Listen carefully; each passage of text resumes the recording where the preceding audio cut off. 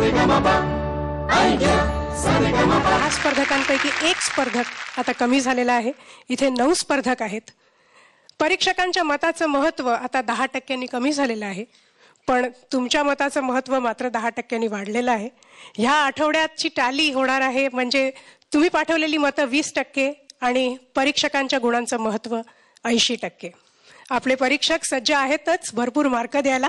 जोरदार टाळ्यांनी स्वागत करूया. अवधूत गुप्ते, डॉक्टर सलील कुलकर्णी आणि आजच्या मान्यवर परीक्षक म्हणून आपल्या सोबत आहेत.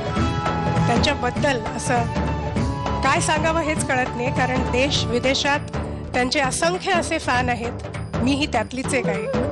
आणि भारतीय शास्त्रीय संगीत ह्या काळात खऱ्या अर्थाने तरुणाईपर्यंत आजच्या ज्यांनी पोचवलं अशा विख्यात गायिका शुभा मुद्गल.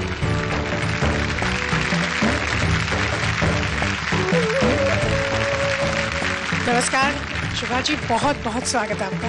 आपका बहुत बहुत धन्यवाद. मैं बता दूं कि मैं आपकी बड़ी मुरीद हूँ, आपकी बड़ी फ़ैन हूँ. आप अभी कह रही थी आप मेरी फ़ैन हैं, तो मैं पहले बता दूं कि आप जिस तरह से इस कार्यक्रम का संचालन करती हैं उसकी मैं बहुत बड़ी फ़ैन हूँ. Oh my God, this means so much to me. और शुभा जी, जब से हमने ये कार्यक्रम शुरू किया है लगभग 3 साल हो गए, 3 साल से ऊपर हो गए, और तब से हम सब की इच्छा थी कि आप एक बार पधारें यहाँ पे, और वो दिन आज आया है, इसलिए हम सब बहुत खुश हैं. मेरी भी बड़ी प्रबल इच्छा थी कि मैं आऊं और ऐसे कार्यक्रम में आऊं जो पूर्णतः संगीत को समर्पित है. तो आज मेरे लिए बहुत बड़ा दिन है कि आपने मुझे आमंत्रित किया और मैं आज इन जो नई प्रतिभाएं हैं इनको सुन पाऊंगी, इनके संगीत का आनंद ले सकूंगी. तो मैं आपसे अभी विनती करूंगी कि आप आसन ग्रहण करें. धन्यवाद.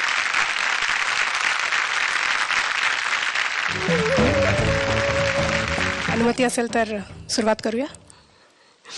सर्वप्रथम आपल्या समोर येते, टाळ्यांनी स्वागत करूया, अपूर्वा गज्जला.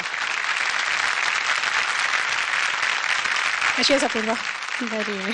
कालच्या ज्या डेंजर झोनचा सगळा जो आपण इकडे बघितला, तर तुला ते बघून काय वाटलं? डेंजर झोनमध्ये पोहोचायचं नाही आहे हेच विचार असणार आहे. तर त्यामुळे सर्वोत्कृष्ट आणि सर्वात चांगलं जे तू देऊ शकतेस लोकांना, तसं आज तू पेश करणार आहेस गाणं. प्रयत्न कर. ना मानो गो तो दूंगी तुम्हें कारी रे, ना मानो गो तो दूंगी तुम्हें कारी रे, अंग भिजविले माझे माझी ओढली शेजारी रे, जा जाना कान्हा छेडू नको भारी रे, जा जाना कान्हा छेडू नको भारी रे, ऐसो होरी को किनारे भर मारे पिचकारी रे, ना मानो गो तो दूंगी तुम्हें कारी रे, ना मानो गो तो दूंगी तुम्हें कारी रे.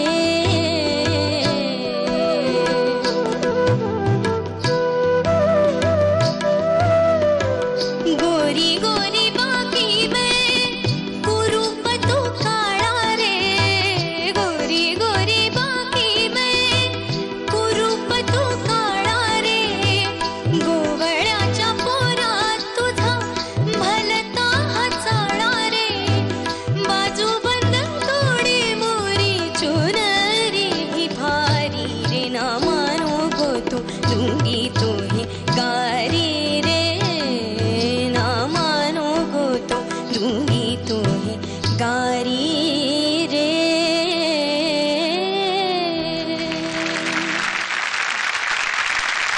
सुरुवात एखाद्या कार्यक्रमाची कशी व्हायला पाहिजे ना, मस्त एकदम, म्हणजे असं ऐकून वाटलं पाहिजे की काय छान सुरुवात झाली. तशी झाली सुरुवात. थँक्यू. So congratulations. सलील, चांगलं गाणं निवडलंस. हे गाणं कमी वेळा गायलं जातं. मला एक फक्त वाटलं की हे इतकं गोड गाणं आहे की ती राधा कृष्ण हे गाणं चालू आहे, तर ती काही गाताना एवढा विचार करत नसेल ना की आता मी मालकवंसमध्ये तुम्हाला एक कृष्णासाठी गाणं ऐकवते. तुझं थोडं जास्त कॉन्सन्ट्रेशन, माझा मालकवंस व्यवस्थित चाललाय ना, त्याच्यामुळे तुला वर गाताना पण तो वरचा मध्यम आता आलाय असं चेहऱ्यावर तुझ्या दिसायला लागलं की छान राधाकृष्ण विषय चालू असताना. तर गाताना आपण मालकंस गातोय मग त्याचा आता मध्यमाला मग कोमल गंधर्वाला हा विचार गाताना करायचा नाही.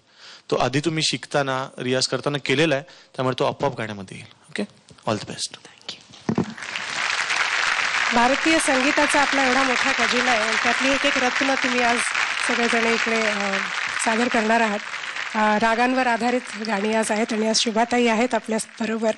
तो शुभाजी, आप से सुनना चाहेंगे इसके गाने के बारे में. आपको बहुत बहुत बधाई. आपकी आवाज़ इतनी खूबसूरत है, आवाज़ की धनी हैं आप. गाया बहुत अच्छा आपने.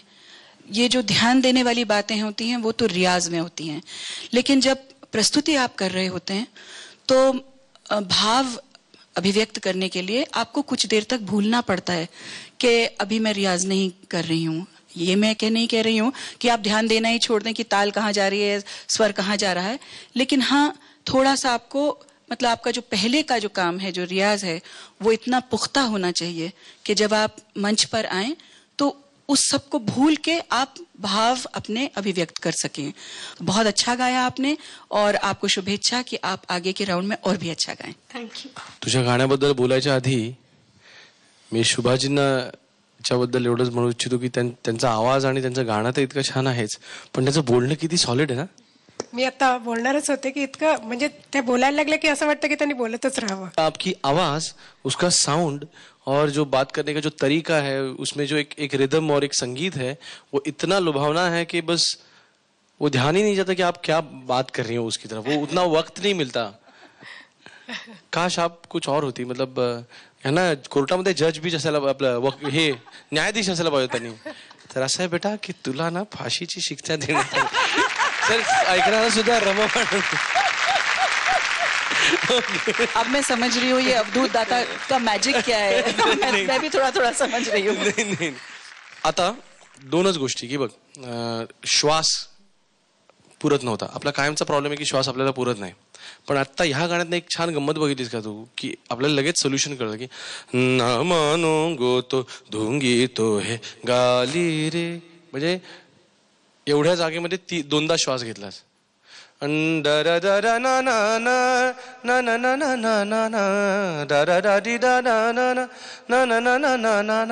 हे सगळं तुझ्या एका श्वासात झालं. बघ जाऊन मोज कुठे कुठे श्वास घेतलास. पुन्हा एकदा मी सांगतो, जरा योगाभ्यास वगैरे, प्राणायाम वगैरे कर, ज्याच्याने आपला श्वास वाढेल, तर तुझं गाणं इकडनं एकदम तिकडे जाईल. ओके, समजलं बेटा. थँक्यू.